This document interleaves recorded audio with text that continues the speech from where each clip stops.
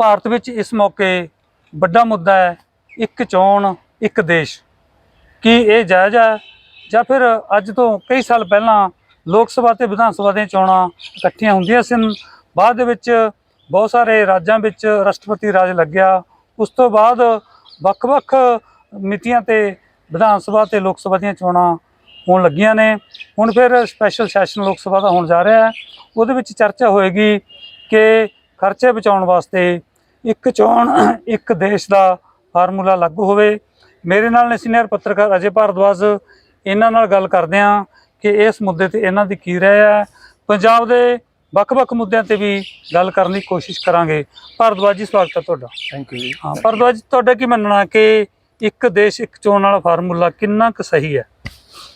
ਦੇਖੋ, ਇਸ ਸਟੇਜ ਤੇ ਤਾਂ ਬਿਲਕੁਲ ਹੀ ਕਨਫਿਊਜ਼ਿੰਗ ਲੱਗ ਰਿਹਾ ਕਿ ਇਹਦਾ ਹਜੇ ਕੋਈ ਖਲੜਾ ਤਿਆਰ ਨਹੀਂ ਹੋਇਆ, ਇਹਦਾ ਕੋਈ ਕਨਸੈਪਟ ਨਹੀਂ ਹਜੇ ਕਲੀਅਰ ਹੋਇਆ। ਜਿਸ ਤਰ੍ਹਾਂ ਸਾਰਾ ਸਿਸਟਮ ਚੱਲ ਰਿਹਾ ਸੀਗਾ ਉਹਦੇ ਚੋਂ ਇੱਕੋ ਹੀ ਗੱਲ ਬਾਹਰ ਆ ਰਹੀ ਹੈ, ਬਾਰ-ਬਾਰ ਜਿਹੜੀ ਚਰਚਾ ਦੇ ਵਿਸ਼ੇ 'ਚ ਆ ਰਹੀ ਹੈ ਉਹ ਇਹੀ ਹੈ ਕਿ ਸਾਡੇ ਜਿਹੜੇ ਇਲੈਕਸ਼ਨ ਨੇ ਉਹ ਖਰਚੀਲੇ ਬੜੇ ਹੋ ਗਏ ਨੇ। ਹੁਣ ਪਿਛਲਾ ਜਿਹੜਾ ਲੋਕ ਸਭਾ ਦਾ ਇਲੈਕਸ਼ਨ ਸੀ ਉਹਦੇ 'ਚ 4000 ਕਰੋੜ ਦੇ ਅੰਦਾਜ਼ਾ ਮਤਲਬ ਲਾਇਆ ਜਾ ਰਿਹਾ ਵੀ ਖਰਚਾ ਆਇਆ। ਓਕੇ। ਤੇ ਉਹ ਖਰਚੇ ਨੂੰ ਘਟਾਉਣ ਲਈ ਬੇਸਿਕ ਜਿਹੜਾ ਆਰਗੂਮੈਂਟ ਹਜੇ ਤੱਕ ਆ ਰਿਹਾ ਉਹ ਵੀ ਮੀਡੀਆ ਦੇ ਵਿੱਚ ਹੀ ਆਰਗੂਮੈਂਟ, ਹਾਂਜੀ, ਕੋਈ ਸਰਕਾਰ ਵੱਲੋਂ ਨਹੀਂ ਕੋਈ ਆਰਗੂਮੈਂਟ ਆਇਆ। ਸਰਕਾਰ ਨੇ ਹਜੇ ਤੱਕ ਸਾਨੂੰ ਕੁਝ ਨਹੀਂ ਦੱਸਿਆ ਉਹ ਕੀ ਕਰਨ ਜਾ ਰਹੇ ਨੇ, ਤੇ ਉਹਨਾਂ ਨੇ ਇੱਕ ਸਡਨਲੀ ਸੈਸ਼ਨ ਬੁਲਾ ਲਿਆ, ਜਿਹੜਾ ਬੜੀ ਆਸ਼ਚर्य ਦੀ ਗੱਲ ਹੈ। ਬਈ ਤੁਸੀਂ ਪਹਿਲਾਂ ਇੱਕ ਸਾਰੇ ਕੰਟਰੀ ਦੇ ਵਿੱਚ ਇੱਕ ਰਾਏ ਬਣਾਓ, ਇੱਕ ਕੰਸੈਂਸਸ ਬਣਾਓ, ਸਾਰਿਆਂ ਦੀ ਓਪੀਨੀਅਨ ਲਓ, ਉਹਦੇ ਤੇ ਚਰਚਾ ਹੋਵੇ, ਸਾਰੇ ਦੇਸ਼ ਚਰਚਾ ਕਰੇ ਉਹਦੇ ਤੇ, ਉਹ ਤੋਂ ਬਾਅਦ ਤੁਸੀਂ ਕਰੋ। ਤੁਸੀਂ ਅੱਜ ਕਮੇਟੀ ਬਣਾਤੀ ਹੈ, ਉਹ ਰਾਸ਼ਟਰਪਤੀ ਪੁਰਾਣੇ ਜਿਹੜੇ ਰਾਸ਼ਟਰਪਤੀ ਸੀਗੇ ਉਹਨਾਂ ਦੇ ਨਾਂ ਤੇ, ਹਾਂਜੀ, ਉਹ ਕਮੇਟੀ 'ਚ ਵੀ ਹਜੇ ਕਾਂਗਰਸ ਦੇ ਜਿਹੜੇ ਸੀਗੇ ਰੰਜਨ, ਉਹਨਾਂ ਨੇ ਬੈਕਆਊਟ ਕਰ ਲਿਆ, ਤੇ ਉਹ ਕਮੇਟੀ ਦਾ ਸਰੂਪ ਵੀ ਹਜੇ ਤੱਕ ਮਤਲਬ ਬੜਾ ਫਲਕਚੁਏਟਿੰਗ ਜਿਹਾ ਇਸ ਕਰਕੇ ਲੱਗਦਾ ਹੈ ਕਿ ਉਹਦੇ 'ਚ ਰਿਪਰੈਜ਼ੈਂਟੇਸ਼ਨ ਕਿੱਥੇ ਹੈਗੀ ਹੈ, ਸਾਰੀ ਆਪੋਜੀਸ਼ਨ ਦੀ ਰਿਪਰੈਜ਼ੈਂਟੇਸ਼ਨ ਤੇ ਹੋਰ ਵੀ ਪਬਲਿਕ ਫਿਗਰਸ ਦੀ ਰਿਪਰੈਜ਼ੈਂਟੇਸ਼ਨ ਹੋਣੀ ਚਾਹੀਦੀ ਸੀਗੀ, ਵਕੀਲਾਂ ਦੀ ਰਿਪਰੈਜ਼ੈਂਟੇਸ਼ਨ ਹੋਣੀ ਚਾਹੀਦੀ ਸੀਗੀ, ਆਮ ਆਦਮੀ ਦੀ ਕਿਸੇ ਤਰ੍ਹਾਂ ਰਿਪਰੈਜ਼ੈਂਟੇਸ਼ਨ ਹੋਣੀ ਚਾਹੀਦੀ ਸੀ। ਸਿਰਫ ਰਾਜਨੀਤਿਕ ਮੁੱਦਾ ਨਹੀਂ ਹੈ। ਪਰ ਇਹ 'ਚ ਜਿਹੜੇ ਸਵਾਲ ਖੜੇ ਕਰਦੇ ਨੇ, ਦੋ ਤਰ੍ਹਾਂ ਦੀਆਂ ਗੱਲਾਂ ਆ ਰਹੀਆਂ ਨੇ ਸਾਹਮਣੇ। ਇੱਕ ਤਾਂ ਕਿ ਹੁਣ ਵਿਧਾਨ ਸਭਾ ਦੀਆਂ ਚੋਣਾਂ ਵੱਖ-ਵੱਖ ਥਾਂ ਤੇ ਹੁੰਦੀਆਂ ਨੇ, ਜਿਹੜੀਆਂ ਸਰਕਾਰਾਂ ਜਿਵੇਂ ਪੰਜਾਬ ਦੇ ਵਿੱਚ ਹੀ ਆ, ਪੰਜਾਬ ਦੀ ਸਰਕਾਰ ਦੇ ਹਜੇ 3 ਸਾਲ ਤੋਂ ਵੱਧ ਦਾ ਸਮਾਂ ਪਿਆ ਹੈ, ਪੰਜਾਬ ਸਰਕਾਰ ਦਾ ਫਿਰ ਕੀ ਬਣੇਗਾ। ਦੂਸਰੀ ਗੱਲ ਕਿ ਲੋਕ ਸਭਾ ਕਈ ਵਾਰੀ ਪਹਿਲਾਂ ਜਦੋਂ ਗੱਠਜੋੜ ਦੀ ਸਰਕਾਰ ਰਹੀ ਆ, ਕਈ ਵਾਰ ਸਾਲ ਡੇਢ ਸਾਲ ਸਰਕਾਰਾਂ ਚੱਲਦੀਆਂ ਨੇ ਕੇਂਦਰ ਦੀਆਂ। ਜੇਕਰ ਕੇਂਦਰੀ ਸਰਕਾਰ ਸਮੇਂ ਤੋਂ ਪਹਿਲਾਂ ਟੁੱਟ ਜਾਂਦੀ ਹੈ, ਫਿਰ ਵਿਧਾਨ ਸਭਾ ਦੇ ਚੋਣ ਤੋਂ ਫਿਰ ਮਤਲਬ ਅਲੱਗ ਕਰਾਉਣੀਆਂ ਪੈਣਗੀਆਂ। ਦੋ ਇਹ 'ਚ ਨੁਕਤੇ ਆ ਰਹੇ ਨੇ, ਉਹਨਾਂ ਦਾ ਹੱਲ ਕੇਂਦਰ ਸਰਕਾਰ ਕੀ ਪੇਸ਼ ਕਰ ਰਹੀ ਹੈ ਇਹ ਹਜੇ ਪਤਾ ਨਹੀਂ, ਕਿਉਂਕਿ ਸਾਨੂੰ ਕਿਸੇ ਨੂੰ ਕੋਈ ਕਲੈਰਿਟੀ ਨਹੀਂ ਹੈਗੀ। ਨਾਲੇ ਮੈਨੂੰ ਸਭ ਤੋਂ ਵੱਡੀ ਹੈਰਾਨੀ ਇਸ ਗੱਲ ਦੀ ਹੋ ਰਹੀ ਹੈ ਵੀ ਇਹਦੀ ਅਰਜੈਂਸੀ ਕੀ ਹੈ, ਐਮਰਜੈਂਸੀ ਕੀ ਹੈ। ਹੁਣੇ ਸਾਡਾ ਮੌਨਸੂਨ ਸੈਸ਼ਨ ਹੋ ਕੇ ਹਟਿਆ, ਜੇ ਸਰਕਾਰ ਦਾ ਇੰਨਾ ਮਨ ਸੀਗਾ ਤੇ ਇੱਕ ਬਿੱਲ ਜਾਂ ਬਿੱਲ ਦਾ ਕੋਈ ਖਾਲੜਾ ਜਾਂ ਬਿੱਲ ਦਾ ਕੋਈ ਰੂਪ ਸਰੂਪ ਪੇਸ਼ ਕਰ ਦਿੰਦੇ, ਮਤਾ ਰੱਖ ਦਿੰਦੇ, ਕੋਈ ਚਰਚਾ ਕਰ ਦਿੰਦੇ, ਜਿਹੜਾ ਫਿਰ ਸਾਰਾ ਇੰਡੀਆ ਉਹਦੇ ਤੇ ਚਰਚਾ ਕਰਦਾ ਰਹਿੰਦਾ। ਫਿਰ ਜਿਹੜਾ ਵਿੰਟਰ ਸੈਸ਼ਨ ਆਣਾ ਦਸੰਬਰ 'ਚ, ਉਹ ਜੇ ਤੁਸੀਂ ਵੋਟਿੰਗ ਕਰਾ ਲੈਂਦੇ ਪਾਰਲੀਮੈਂਟ ਦੇ ਵਿੱਚ ਜਾ ਕੇ। ਸਡਨਲੀ ਇੱਕ ਸੈਸ਼ਨ ਸਪੈਸ਼ਲੀ ਇਸ ਕਰਕੇ ਬੁਲਾਣਾ, ਮੈਨੂੰ ਤੇ ਲੱਗਦਾ ਆਪੋਜੀਸ਼ਨ ਦਾ ਇਹ ਜਿਹੜਾ ਐਲੀਗੇਸ਼ਨ ਹੈ ਇਹ ਵੀ ਬੜਾ ਠੀਕ ਲੱਗਦਾ, ਸਟੀਕ ਲੱਗਦਾ ਕਿ ਆਮ ਆਦਮੀ ਨੂੰ ਇਹਦਾ ਕੀ ਫਾਇਦਾ ਹੋਣ ਲੱਗਾ। ਬਿਲਕੁਲ, ਪਰ ਨਾਲ ਇਹ ਵੀ ਆ ਇੱਕ ਜੇ ਐਡਮਿਨਿਸਟ੍ਰੇਟਿਵ ਐਕਸਰਸਾਈਜ਼ ਹੈ, ਸਿਰਫ ਪੈਸੇ ਬਚਾਉਣ ਦੀ ਐਕਸਰਸਾਈਜ਼ ਹੈ। ਪੈਸੇ ਤੁਸੀਂ ਬਚਾ ਲਓ, ਠੀਕ ਹੈ, ਹਰ ਆਦਮੀ ਚਾਹੁੰਦਾ ਕਿ ਸਰਕਾਰ ਦੇ ਖਰਚੇ ਘਟਣੇ ਚਾਹੀਦੇ ਨੇ। ਸਾਡੇ ਇਲੈਕਸ਼ਨ ਬਹੁਤ ਖਰਚੀਲੇ ਹੋ ਗਏ ਨੇ, ਕੈਂਡੀਡੇਟਸ ਬਹੁਤ ਖਰਚ ਕਰਦੇ ਨੇ, ਸਾਰਾ ਕੁਝ ਹੈਗਾ ਉਹ ਘੱਟ ਹੋਣਾ ਚਾਹੀਦਾ। ਲੇਕਿਨ ਘੱਟ ਹੋ ਕੇ ਜਿਸ ਤਰ੍ਹਾਂ ਹੁਣ ਤੁਸੀਂ ਆਪ ਹੀ ਉਹਨੂੰ ਪੁਆਇੰਟ ਆਊਟ ਕੀਤਾ ਹੈਗਾ ਕਿ ਜੇ ਵਿੱਚੋਂ ਹਾਫਵੇ ਥਰੂ ਪਾਰਲੀਮੈਂਟ ਡਿਸੋਲਵ ਹੋ ਜਾਂਦੀ ਹੈ, ਮਤਲਬ ਸੈਂਟਰ ਦੀ ਸਰਕਾਰ ਡਿਸੋਲਵ ਹੋ ਜਾਂਦੀ ਹੈ, ਫਿਰ ਕੀ ਰੂਪ ਬਣੇਗਾ। ਜੇ ਸਟੇਟ ਦੀ ਸਰਕਾਰ ਕੋਲੈਪਸ ਕਰ ਜਾਂਦੀ ਹੈ ਫਿਰ ਕੀ ਬਣੇਗਾ। ਫਿਰ ਹੁਣ ਜਿੱਥੇ ਇਲੈਕਸ਼ਨ ਹੋਏ ਨੇ, ਫੋਰ ਐਗਜ਼ਾਮਪਲ ਹਿਮਾਚਲ 'ਚ ਇਲੈਕਸ਼ਨ ਹੋਏ ਨੇ, ਸਾਲ ਹੋਇਆ ਅਜੇ ਸਾਰਾ, ਪੰਜਾਬ 'ਚ ਚਲੋ 2 ਸਾਲ ਹੋ ਗਏ, 3 ਸਾਲ ਹੋ ਗਏ, ਠੀਕ ਹੈ, ਹਰਿਆਣਾ 'ਚ ਹੋਣ ਵਾਲੇ। ਇਹ ਤੁਸੀਂ ਹੁਣ ਸਾਰੀਆਂ ਡਿਸੋਲਵ ਕਰੋਗੇ, ਇਹਦਾ ਮਤਲਬ ਜਿਹੜੀ ਪਬਲਿਕ ਓਪੀਨੀਅਨ ਹੈ ਉਹਨੂੰ ਤੁਸੀਂ ਨਕਾਰਾ ਕਰ ਰਹੇ ਹੋ। ਸੋ ਬੜੇ ਵੱਡੇ ਸਵਾਲ ਖੜੇ ਹੋ ਰਹੇ ਨੇ। ਪਰ ਉਹ ਖਰਚਿਆਂ ਨੂੰ ਲੈ ਕੇ ਵੀ ਭਾਰਦਵਾਜ ਜੀ, ਸਾਬਕਾ ਜਿਹੜੇ ਮਿਸਟਰ ਕੁਰੈਸ਼ੀ ਰਹੇ ਨੇ ਇਲੈਕਸ਼ਨ ਕਮਿਸ਼ਨਰ, ਚੋਣ ਕਮਿਸ਼ਨ, ਉਹ ਕਹਿੰਦੇ ਸੀਗੇ ਜਿਹੜੇ ਖਰਚਾ ਵੀ ਹੁੰਦਾ ਉਹਦੇ ਲਈ ਵੀ ਪੈਸਾ ਆਮ ਲੋਕਾਂ ਦੀ ਜੇਬ 'ਚ ਜਾਂਦਾ ਹੈ, ਚਾਹੇ ਟੈਂਟ ਲਾਉਣ ਵਾਲੇ ਹੋਣ, ਚਾਹੇ ਖਾਣਾ ਬਣਾਉਣ ਵਾਲੇ ਹੋਣ, ਪ੍ਰਚਾਰ ਕਰਨ ਵਾਲੇ ਹੋਣ।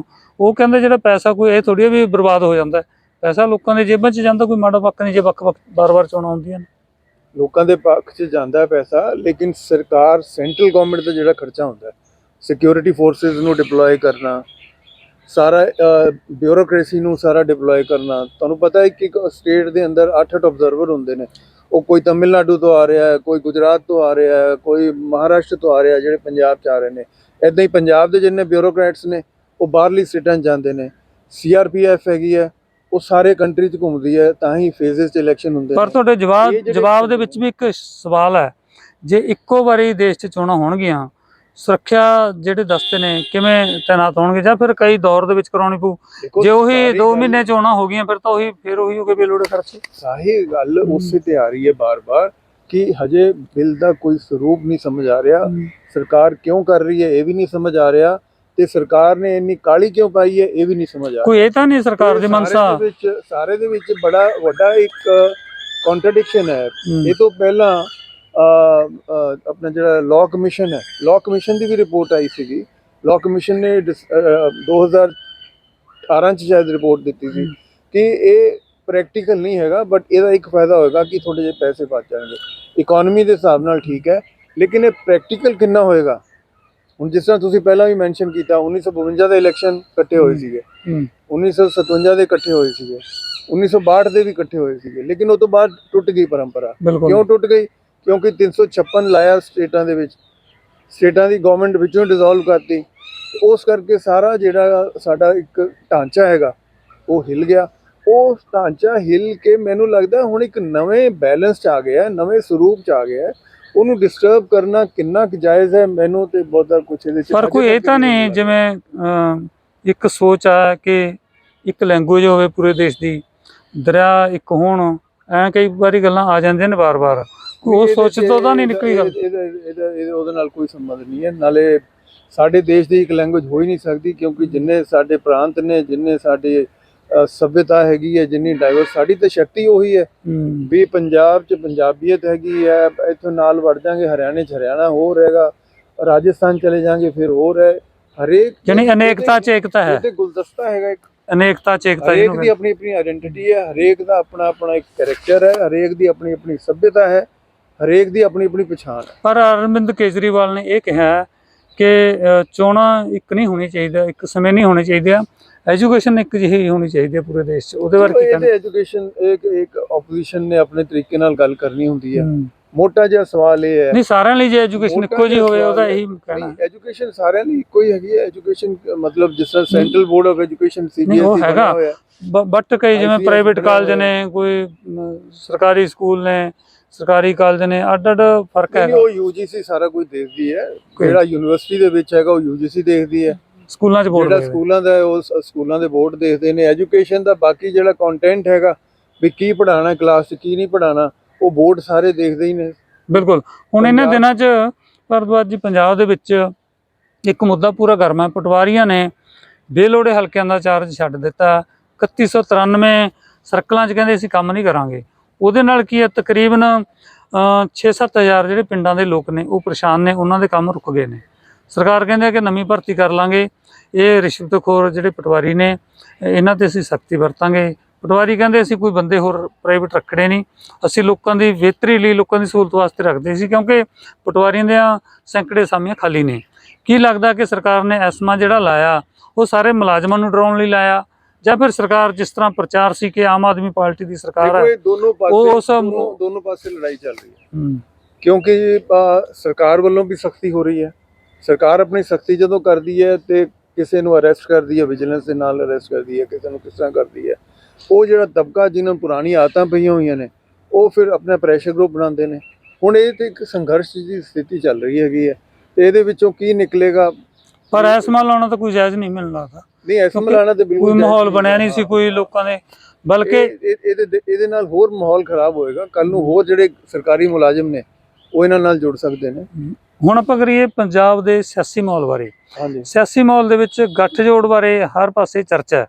ਕੀ ਅਕਾਲੀ ਦਲ ਤੇ BJP ਦਾ ਗੱਠਜੋੜ ਹੋ ਸਕੇਗਾ? ਕਿਉਂਕਿ ਪਹਿਲਾਂ ਲੰਮਾ ਸਮਾਂ ਗੱਠਜੋੜ ਰਿਹਾ ਤੇ ਸੁਖਬੀਰ ਸਿੰਘ ਬਾਦਲ ਨੇ ਕਿਹਾ ਕਿ ਬਹੁਤ ਸਾਰੇ ਵਿਕਲਪ ਮੌਜੂਦ ਨੇ, ਅਸੀਂ ਇੰਡੀਆ ਜਿਹੜਾ ਨਵਾਂ ਗੱਠਜੋੜ ਉਹਦੇ ਵਿੱਚ ਨਹੀਂ ਜਾਵਾਂਗੇ।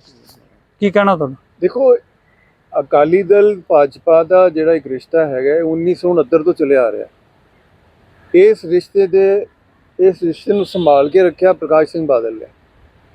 ਉਹਦੇ ਵਿੱਚ ਕਈ ਦੌਰ ਆਏ, ਉਹਦੇ ਵਿੱਚ ਐਮਰਜੈਂਸੀ ਵੀ ਆਈ, ਉਹਦੇ ਵਿੱਚ ਇਲੈਕਸ਼ਨ ਐਜੂਕੇਸ਼ਨ ਦਾ ਜਿਹੜਾ ਮੁੱਦਾ ਚੱਲਿਆ ਸੀਗਾ ਉਹ ਵੀ ਆਇਆ, ਉਹਦੇ 'ਚ ਅੱਤਵਾਦ ਦਾ ਮੁੱਦਾ ਵੀ ਆਇਆ, ਉਹਦੇ 'ਚੋਂ ਅੱਤਵਾਦ ਦੇ ਬਾਅਦ ਦਾ ਸਮੇਂ ਵੀ ਆਇਆ।